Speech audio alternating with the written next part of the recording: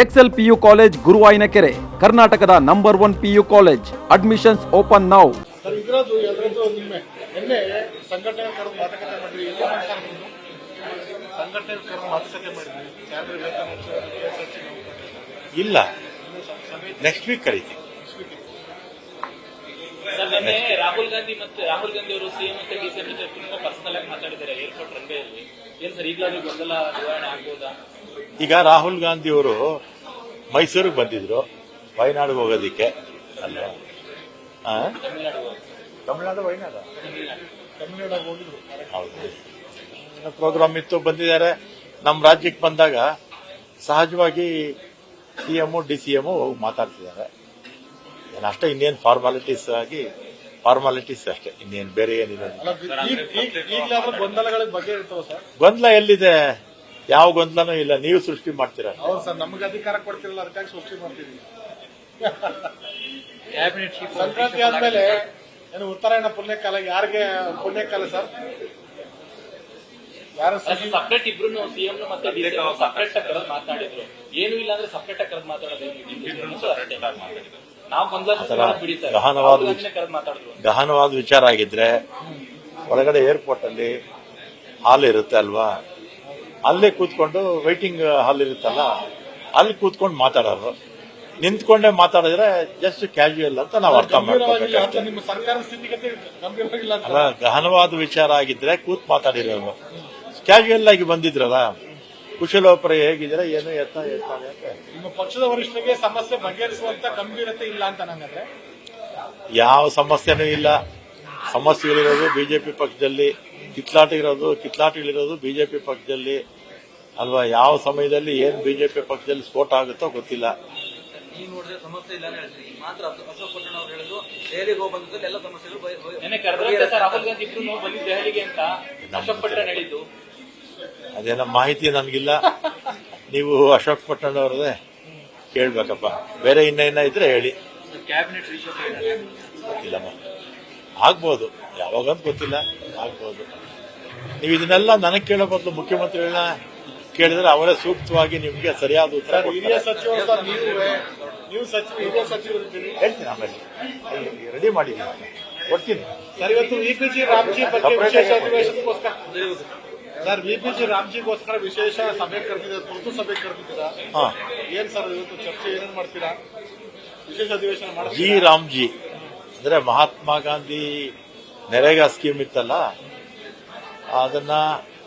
ಆ ಸ್ಕೀಮ್ ಅನ್ನ ಮಹಾತ್ಮ ಗಾಂಧಿಯವರ ಹೆಸರು ತೆಗೆಯೋದೇ ಅಲ್ಲ, ಅದ್ರ ಜೊತೆಗೆ 100ಕ್ಕೆ 100 ಪಾಲು ಕೇಂದ್ರ ಸರ್ಕಾರ ಹಣ ಕೊಡ್ತಾ ಇದ್ರಿ. ಹಿಂದೆ ಮನಮೋಹನ್ ಸಿಂಗ್ ಅವರ ಕಾಲದಿಂದ ಹಿಡಿದು ಮೊನ್ನೆವರೆಗೂ ಕೂಡ ಕೇಂದ್ರ ಸರ್ಕಾರನೇ ಹಣ ಕೊಡ್ತಾ ಇದ್ರು.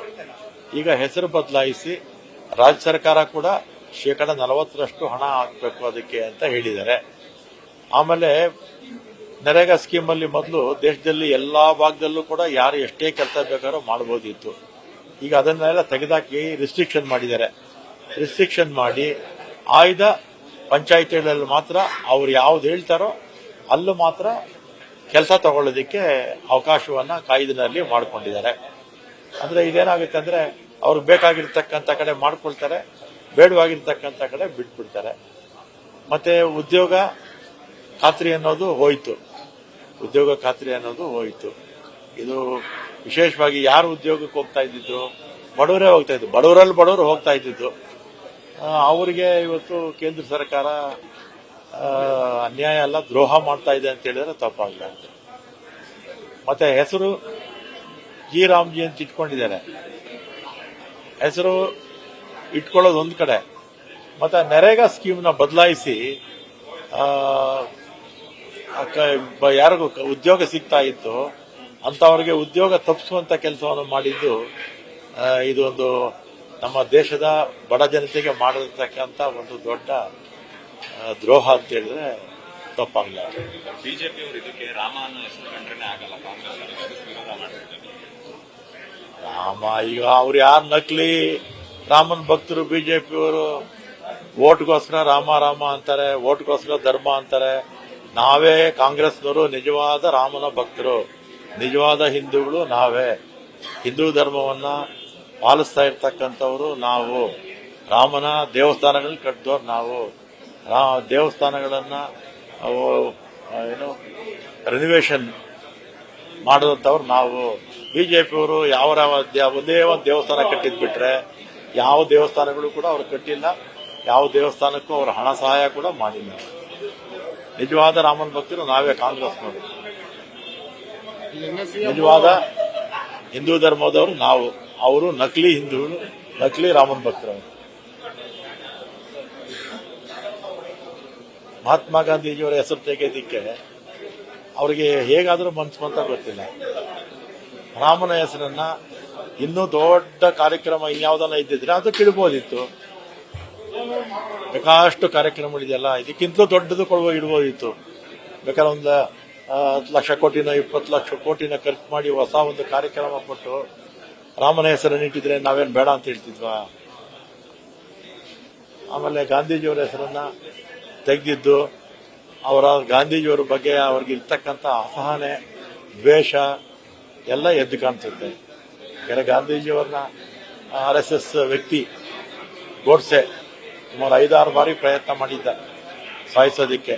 48ರಲ್ಲಿ ಯಶಸ್ವಿ ಕೂಡ ಆದ. ಕಾಂಗ್ರೆಸ್ ಗಾಂಧಿ ತತ್ವ ಯಾವ್ದು ಪಾಲಿಸ್ತಾರ ಸರ್? ಇಲ್ಲಿ ನೋಡ್ರ ನೀವು 590 ಎಣ್ಣೆ ಅಂಗಡಿ ರಿಜಿಸ್ಟ್ರೇಷನ್ ಕೊಡ್ತಾ ಇದ್ದೀರಾ. ಅತಿ ಹೆಚ್ಚು ರೆವೆನ್ಯೂ ಬರ್ತಿರೋದು ಎಣ್ಣೆನೆ. ಮಹಾತ್ಮ ಗಾಂಧಿಗೂ ಎಣ್ಣೆ ತತ್ವ ಇರುತ್ತೆ. ನಿಮ್ಮ ಸರ್ಕಾರ ಎಣ್ಣೆ ಪ್ರಿಯ, ನಿಮ್ಮ ಗಾಂಧಿ ತತ್ವ ಮಾತ್ರ ಹೇಳ್ತೀರಾ. ಅದೇ ಯಾವ ತರ ಸರ್? ಈಗ ಆಚಾರ ಒಂಥರ ಗಾಂಧಿ ತತ್ವ ಪಾಲಿಸಬೇಕು ಅಂತ ನೀವು ಹೇಳ್ತಾ ಇದ್ದೀರಾ ಅಲ್ವಾ?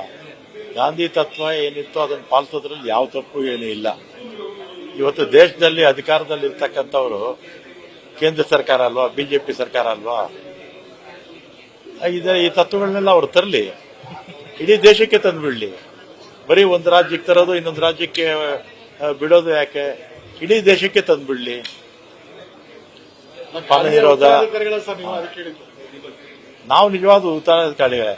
ಈ ದೇಶದ ಜನತೆ ಬಿಜೆಪಿಯವರು, RSSನವರು, ವಿಶ್ವ ಹಿಂದೂ ಪರಿಷತ್ನವ್ರು ಬಿಟ್ಟು ಉಳಿದಿರ್ತಕ್ಕಂಥವರೆಲ್ಲ ಕೂಡ ಗಾಂಧೀಜಿಯ ಅಭಿಮಾನಿಗಳೇ. ಗಾಂಧೀಜಿಗೆ ಬರೀ ಭಾರತ ದೇಶದಲ್ಲೇ ಅಲ್ಲ, ಪ್ರಪಂಚದ ಯಾವುದೇ ಮೂಲೆಗೆ ಹೋದರೂ ಕೂಡ ಮಹಾತ್ಮ ಗಾಂಧೀಜಿ ಹೆಸರು ಎಲ್ರಿಗೂ ಗೊತ್ತು. ವಿದೇಶಗಳು ಹೋದಾಗ ನೀವು ಯಾವ ದೇಶ ಅಂತ ಕೇಳಿದಾಗ ನಾವು ಭಾರತ ಅಂದ ತಕ್ಷಣ ಮಹಾತ್ಮ ಗಾಂಧೀಜಿಯವರ ಹೆಸರೇ ಅವ್ರು ಹೇಳೋದು. ಅವ್ರ ದೇಶದವರ ನೀವು ಅಂತ ಕೇಳ್ತಾರೆ. ಅವರದಾದ್ಮೇಲೆ ಶ್ರೀಮತಿ ಇಂದಿರಾ ಗಾಂಧಿಯವರು ಕೂಡ ಹೆಸರು ಪ್ರಪಂಚದ ಎಲ್ಲ ಭಾಗದಲ್ಲೂ ಕೂಡ ಗೊತ್ತಿತ್ತು. ಅಂತ ಮಹನೀಯರ ಸ್ವಾತಂತ್ರ್ಯ ತಂದುಕೊಟ್ಟಂತ, ಸ್ವಾತಂತ್ರ್ಯ ದೇಶವನ್ನು ಒಗ್ಗೂಡಿಸಿದಂತ ವ್ಯಕ್ತಿಯ ಹೆಸರನ್ನ ಒಂದು ಕಾರ್ಯಕ್ರಮದಿಂದ ತೆಗಿತಾರೆ ಅಂತ ಹೇಳಿದ್ರೆ ಬಿಜೆಪಿಯವರ ದುರುಳುತನವನ್ನು ತೋರಿಸುತ್ತೆ. ಕರ್ನಾಟಕದಲ್ಲಿ ಇದುವರೆಗೂ ಒಂದು ಹೆಸರು ಇಟ್ಟಿಲ್ಲ. ಮಹಾತ್ಮ ಗಾಂಧಿ ಅಂತ ಯಾವ ಯೋಜನೆಗೂ ಒಂದು ಹೆಸರು ಇಟ್ಟಿಲ್ಲ. ಮಹಾತ್ಮ ಗಾಂಧೀಜಿಯವರ ಹೆಸರು ನೀವು ಯಾವುದೇ ನಗರಕ್ಕೆ ಹೋಗಿ, ಯಾವುದೇ ಪಟ್ಟಣಕ್ಕೆ ಹೋಗಿ, ಅಥವಾ ಎಲ್ಲನ ಇಡೀ ದೇಶದಲ್ಲಿ ಮಹಾತ್ಮ ಗಾಂಧೀಜಿಯವರ ಹೆಸರಿಲ್ಲದೆ ಇರತಕ್ಕಂಥ ನಗರ ಆಗಲಿ, ಪಟ್ಟಣ ಆಗಲಿ, ಮಹಾನಗರ ಪಾಲಿಕೆಗಳಾಗಲಿ ಎಲ್ಲೆಲ್ಲೂ ಕಾಣಿಸುತ್ತೆ. ನಮಗೆ ಎಲ್ಲೆಲ್ಲೂ ಕಾಣಿಸುತ್ತೆ. ಮಹಾತ್ಮ ಗಾಂಧೀಜಿಯವರು 100 ವರ್ಷ ಅಲ್ಲ 1000 ವರ್ಷ ಆದರೂ ಕೂಡ ಜನ ನೆನೆಸ್ಕೊಳ್ತಾರೆ. ಮಹಾತ್ಮ ಗಾಂಧೀಜಿಯವರು ನಮ್ಮ ದೇಶಕ್ಕೆ ಸ್ವಾತಂತ್ರ್ಯ ತಂದುಕೊಟ್ಟ ಮೇಲೆ ಅದರ ಪ್ರೇರಣೆ ಮೇಲೇನೆ 50-60 ದೇಶಗಳಿಗೆ ಸ್ವಾತಂತ್ರ್ಯ ಸಿಕ್ತು. ಬರೀ ನಮ್ಮ ದೇಶ ಒಂದೇ ಅಲ್ಲ, ಅಹಿಂಸೆಯ ಮುಖಾಂತರ ಇನ್ನೂ 50-60 ದೇಶಗಳು ಸ್ವಾತಂತ್ರ್ಯವನ್ನು ಪಡ್ಕೊಂಡ್ರಾಗ ಮಹಾತ್ಮ ಗಾಂಧಿಯವರಿಗೂ ಈ ಬಿಜೆಪಿಯವರಿಗೂ RSS ವಿಶ್ವ ಹಿಂದೂ ಪರಿಷತ್ತವರಿಗೆ ಅವರ ಬದುಕೋಕೆ ಬಿಡಲ್ವಲ್ಲ RSS ಗೋಡ್ಸೆ ಬರಲ್ಲ. ಹೇಳ್ತೀನಿ, ಡೀಟೇಲ್ ಆಗಿ ಕೊಡ್ತೀನಿ, ಡೀಟೇಲ್ ಆಗಿ ಕೊಡ್ಬೇಕಾದ್ರೆ. ಮತ್ತೆ ಅವರೆಲ್ಲ ನಮ್ಗೆ ಪಿಂಚಣಿ ಕೊಟ್ಟಿಲ್ಲ, ಸಂಬಳ ಕೊಟ್ಟಿರೋ ಪ್ರತಿಭಟನೆ ಮಾಡ್ತಾರೆ. ಕೊಟ್ಟಿದ್ದೀವಿ ಕೇಸಲ್ಲಿ. 6 ತಿಂಗಳು ನ್ಯೂಸ್ ಫಸ್ಟ್ ನಿರ್ಭೀತಿಯಿಂದ ನಿಮ್ಮ ಪರವಾಗಿ.